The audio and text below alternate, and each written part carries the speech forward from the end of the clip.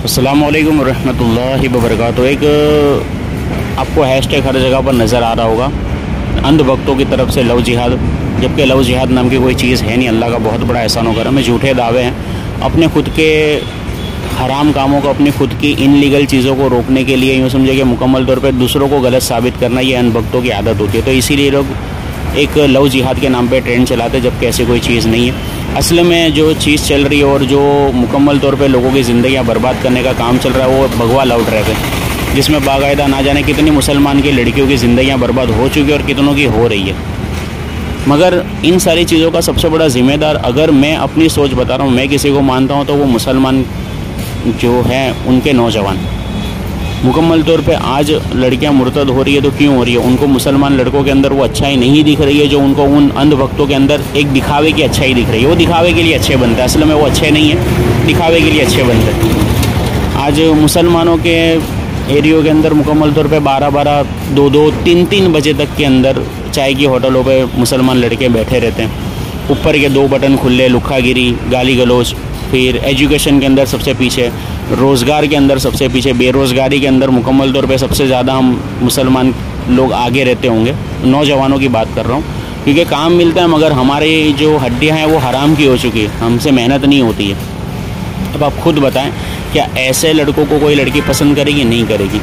Education के मामला के अंदर भी मुसलमान पीछे, मजदूरी के अंदर आगे, ठीक है। अपना खुद का खर्चा निकलना चाहिए, जेब के अंदर भले EMI पर हो फ़ोन, मगर OnePlus या iPhone होना चाहिए। गाड़ी नीचे हमारे एक्सिस और वर्कमैन होनी चाहिए, ठीक है। भले EMI पर क्यों ना हो, घर में रुपया मत दो, मगर अपने मौज शौक पूरे करो मुकम्मल तौर पर। लुखागिरी, गाली गलौज, अब आप खुद बताएं कि इन सारी चीज़ों पर हम लोग कब ट्रेंड चलाएँगे? इस पर हैशटैग कब चलेगा?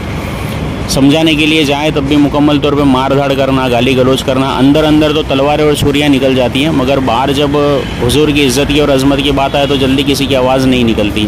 अब आप खुद बताएं कि जब मुसलमान जो जवान है, जिनको अल्लाह ने औरत पर हाकिम रखा है, क्यों हाकिम रखा है? क्योंकि मर्द के अंदर औरत से ज़्यादा समझदारियाँ होती है, और ये एक हकीकतन बेसिक पॉइंट है, और ये सच बात, एकदम फैक्ट बात कर रहा हूँ मैं, कि औरतों से ज़्यादा समझ मर्दों में होती है, ठीक है। तो अब खुद बताएं कि जिसको इस्लाम हाकिम बता रहा है, वो हाकिम ही जब लुखा बन जाएगा तो फिर ऐसे लुखों से शादियां कौन करेगा?